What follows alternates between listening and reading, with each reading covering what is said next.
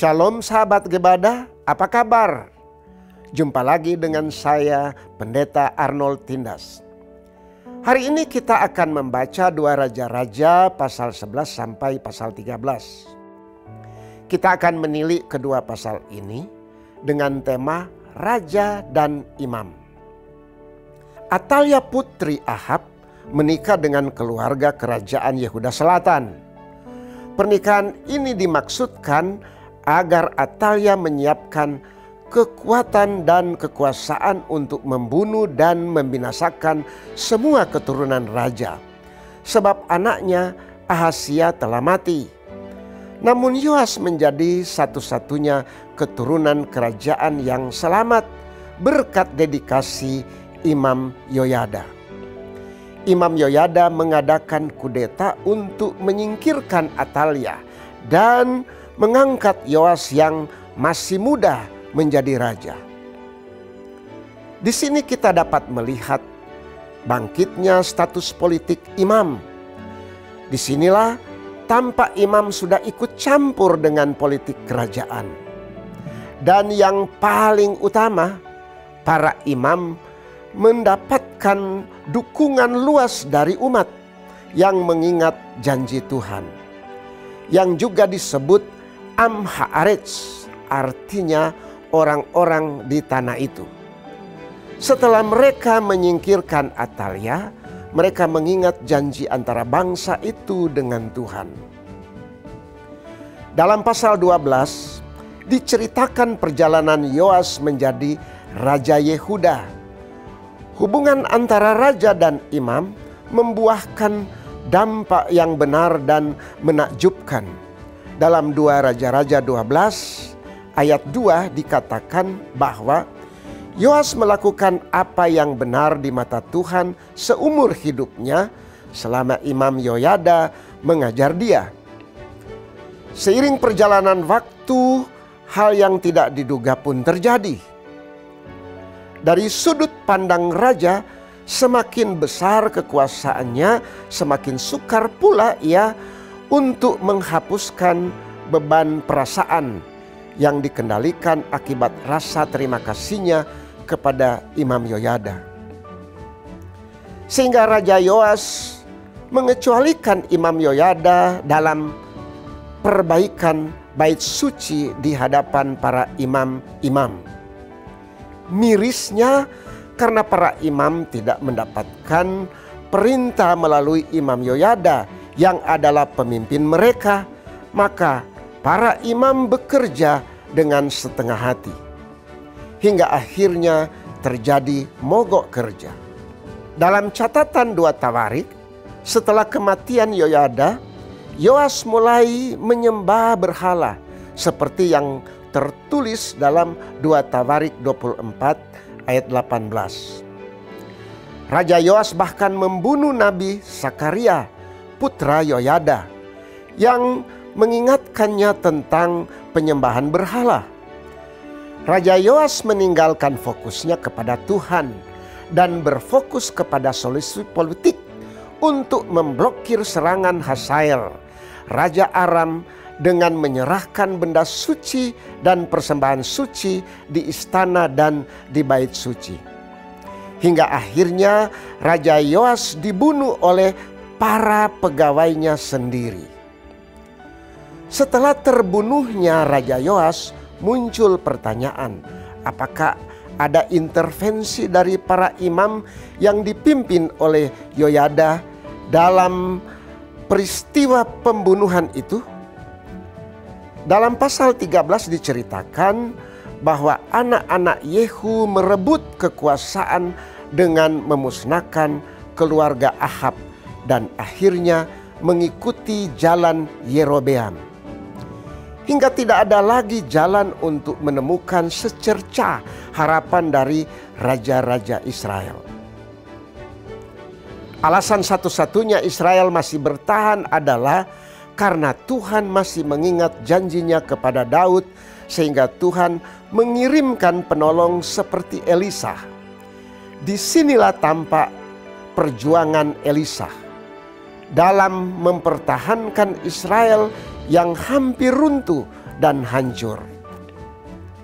Selanjutnya dalam pasal 13 juga diceritakan tentang kematian Elisa.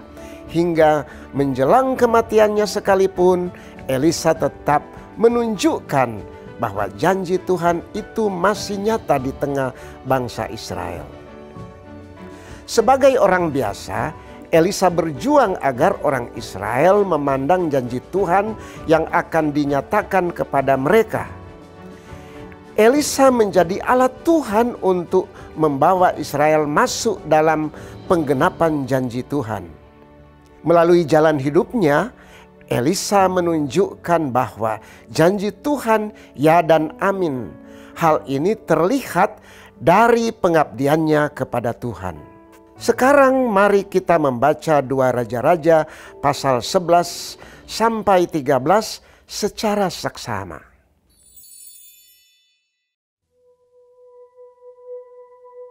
Ketika Atalia ibu Ahazia melihat bahwa anaknya sudah mati, maka bangkitlah ia membinasakan semua keturunan raja.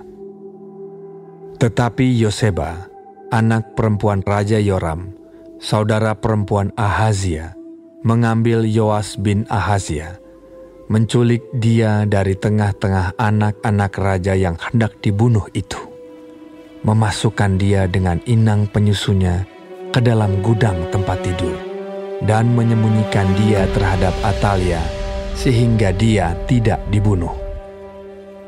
Maka tinggallah dia 6 tahun lamanya bersama-sama perempuan itu dengan bersembunyi di rumah Tuhan, sementara Atalia memerintah negeri. Dalam tahun yang ke-7, Yoyada mengundang para kepala pasukan 100 dari orang Kari dan dari pasukan bentara penunggu. Disuruhnyalah mereka datang kepadanya di rumah Tuhan. Lalu diikatnya perjanjian dengan mereka, dengan menyuruh mereka bersumpah di rumah Tuhan. Kemudian diperlihatkannyalah anak raja itu kepada mereka. Sesudah itu ia memerintahkan kepada mereka, "Inilah yang harus kamu lakukan. Sepertiga dari kamu, yakni yang selesai bertugas pada hari Sabat di sini, tetapi mengawal di istana raja. Sepertiga lagi ada di pintu gerbang sur, dan sepertiga pula di pintu gerbang, di belakang para bentara penunggu, haruslah mengawal di istana. Dan kedua regu daripada kamu, yakni semua orang yang bertugas di sini pada hari Sabat dan mengawal di rumah Tuhan, haruslah mengelilingi raja dari segala penjuru, masing-masing dengan senjatanya di tangannya, dan siapa yang mendatangi barisan haruslah mati dibunuh. Dan baiklah kamu menyertai raja setiap kali ia keluar atau masuk." Para kepala pasukan 100 itu melakukan tepat seperti yang diperintahkan Imam Yoyada. Masing-masing mengambil orang-orangnya yang selesai bertugas pada hari Sabat bersama-sama dengan orang-orang yang masuk bertugas pada hari itu. Lalu datanglah mereka kepada Imam Yoyada. Imam memberikan kepada para kepala pasukan 100 itu tombak-tombak dan perisai-perisai kepunyaan Raja Daud yang ada di rumah Tuhan. Kemudian para bentara itu, masing-masing dengan senjatanya di tangannya, mengambil tempatnya di lambung kanan sampai ke lambung kiri rumah itu, dengan mengelilingi mezbah dan rumah itu untuk melindungi raja. Sesudah itu Yoyada membawa anak raja itu keluar, mengenakan jejamang kepadanya dan memberikan hukum Allah kepadanya. Mereka menobatkan dia menjadi raja serta mengurapinya. Dan sambil bertepuk tangan, berserulah mereka. Ketika Atalia mendengar suara bentara-bentara penunggu dan rakyat, pergilah ia mendapatkan rakyat itu ke dalam rumah Tuhan.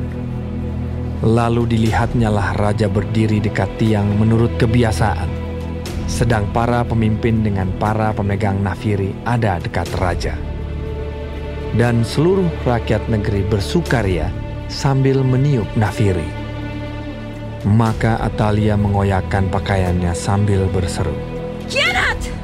Khianat! Tetapi Imam Yoyada memerintahkan para kepala pasukan 100, yakni orang-orang yang mengepalai tentara, katanya kepada mereka, Bawalah dia keluar dari barisan. Siapa yang memihak kepadanya, bunuhlah dengan pedang. sebab tadinya imam itu telah berkata, Janganlah ia dibunuh di rumah Tuhan. Lalu mereka menangkap perempuan itu. Pada waktu ia masuk ke istana raja dengan melalui pintu bagi kuda, dibunuhlah dia di situ. Kemudian Yoyada mengikat perjanjian antara Tuhan dengan raja dan rakyat, bahwa mereka menjadi umat Tuhan, juga antara raja dengan rakyat. Sesudah itu masuklah seluruh rakyat negeri ke rumah Baal, lalu merobohkannya. Mereka memecahkan sama sekali mesbah-mesbahnya dan patung-patung dan membunuh Matan, imam Baal, di depan mesbah-mesbah itu. Kemudian Imam Yoyada mengangkat penjaga-penjaga untuk rumah Tuhan.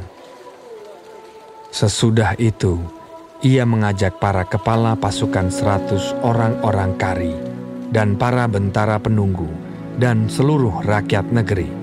Lalu mereka membawa raja turun dari rumah Tuhan. Mereka masuk ke istana raja melalui pintu gerbang para bentara. Kemudian duduklah raja di atas tahta kerajaan.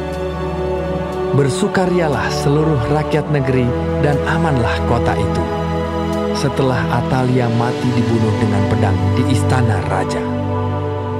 Yoas berumur 7 tahun pada waktu ia menjadi raja.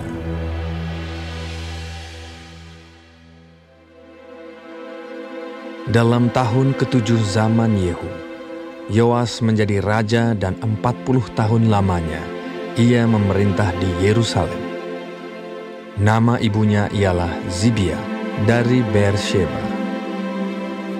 Yoas melakukan apa yang benar di mata Tuhan seumur hidupnya, selama Imam Yoyada mengajar dia. Namun demikian, bukit-bukit pengorbanan tidaklah dijauhkan.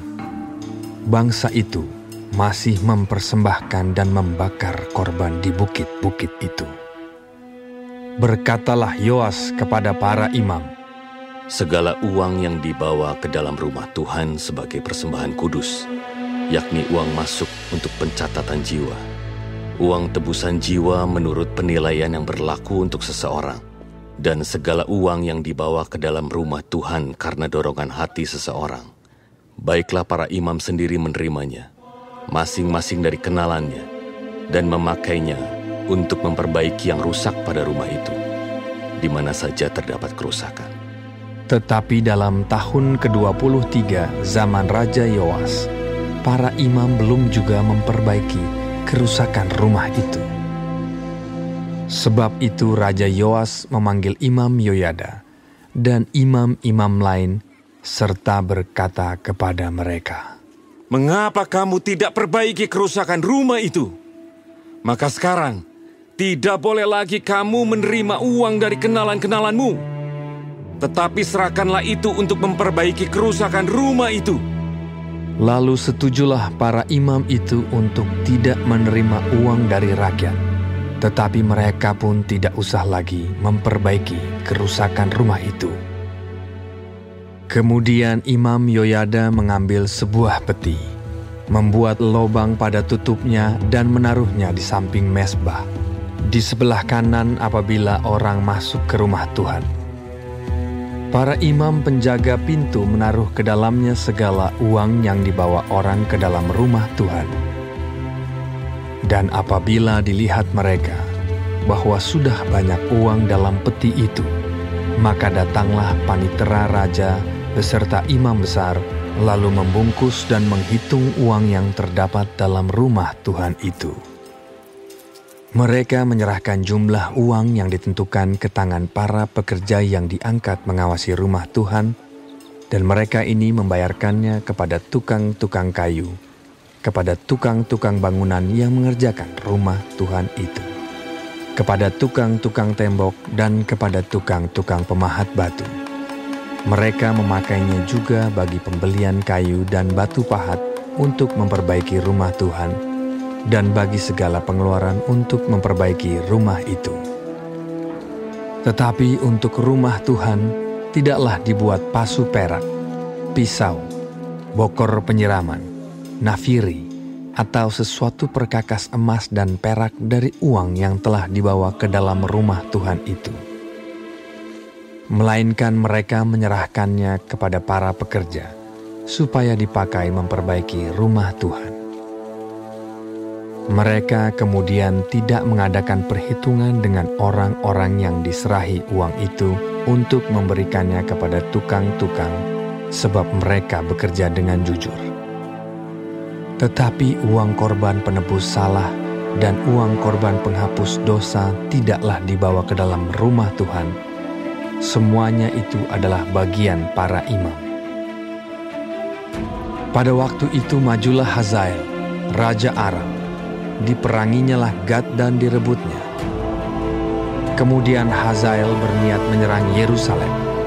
Tetapi Yoas, raja Yehuda, mengambil segala persembahan kudus yang telah dikuduskan oleh para leluhurnya, yakni Yosafat, Yoram, dan Ahazia, raja-raja Yehuda, dan persembahan-persembahan kudusnya sendiri, juga segala emas yang terdapat dalam perbendaharaan rumah Tuhan dan istana raja. Dikirimkannyalah semuanya itu kepada Hazael, raja Aram, maka tidak jadi lagi Hazael menyerang Yerusalem. Selebihnya dari riwayat Yoas dan segala yang dilakukannya, bukankah semuanya itu tertulis dalam kitab sejarah raja-raja Yehuda?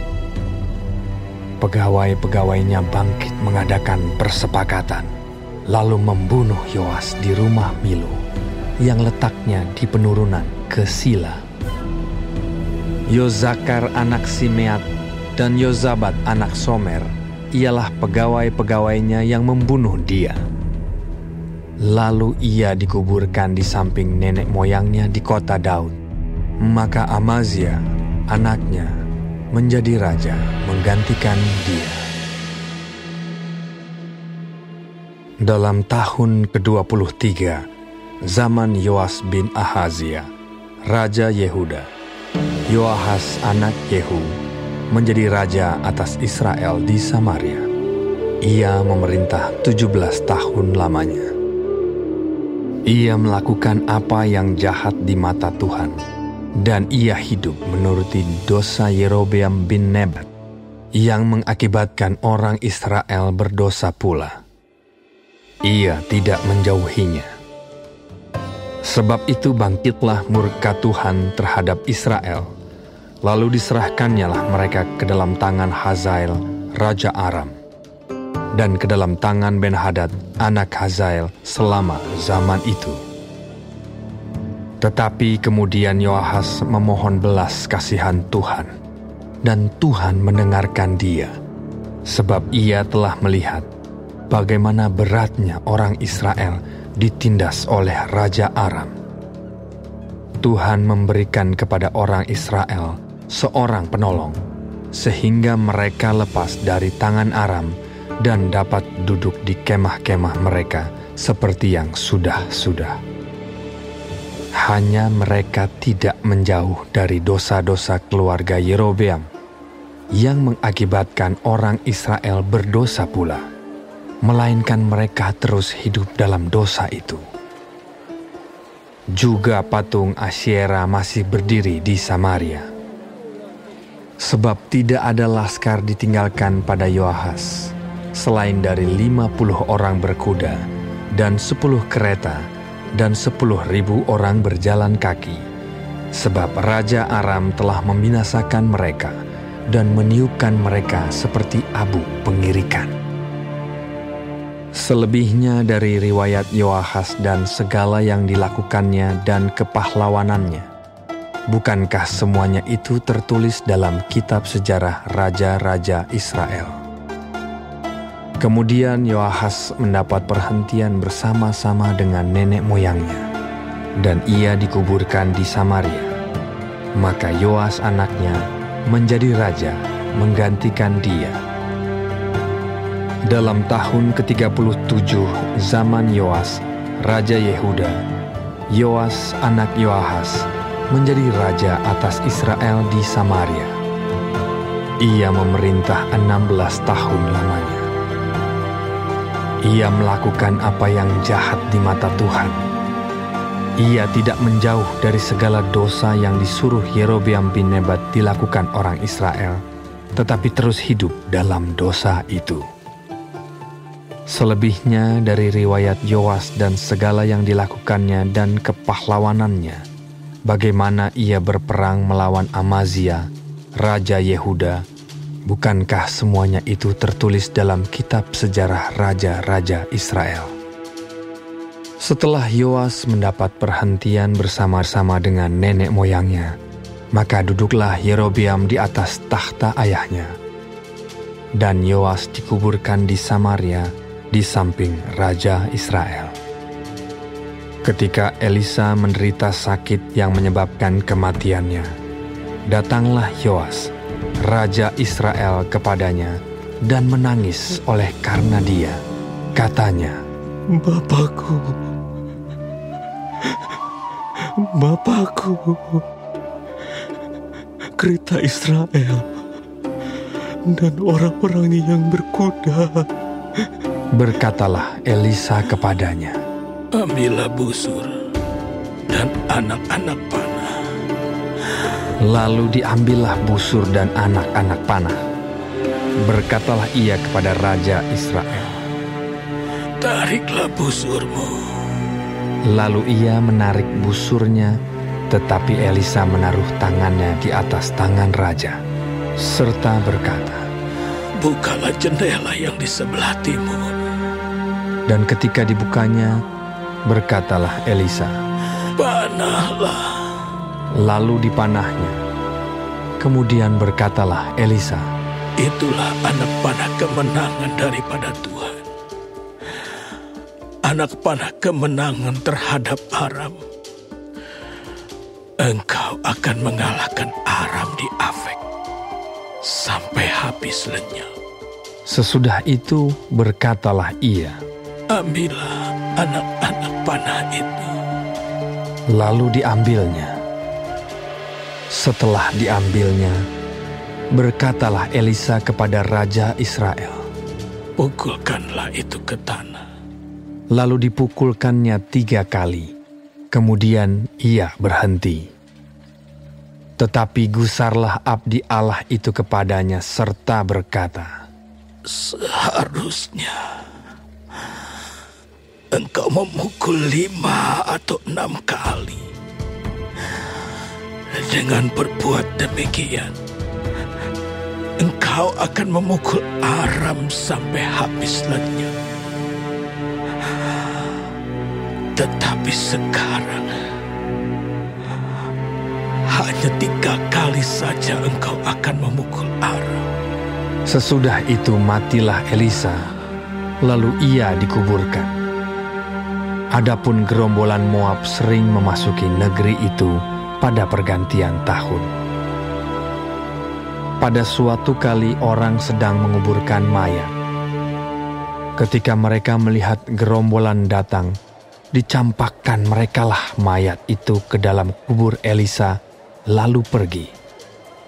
Dan demi mayat itu kena kepada tulang-tulang Elisa, maka hiduplah ia kembali dan bangun berdiri. Hazael Raja Aram menindas orang Israel sepanjang umur Yoahas. Tetapi Tuhan mengasihani serta menyayangi mereka, dan ia berpaling kepada mereka oleh karena perjanjiannya dengan Abraham, Ishak, dan Yakub. Jadi ia tidak mau memusnahkan mereka, dan belum membuang mereka pada waktu itu dari hadapannya. Kemudian matilah Hazael, Raja Aram, maka Ben-Hadad anaknya menjadi raja menggantikan dia. Yoas bin Yoahas merebut kembali dari tangan Ben-Hadad bin Hazael kota-kota yang dalam peperangan direbut Ben-Hadad dari tangan Yoahas ayah Yoas. 3 kali Yoas mengalahkan dia dan mendapat kembali kota-kota Israel.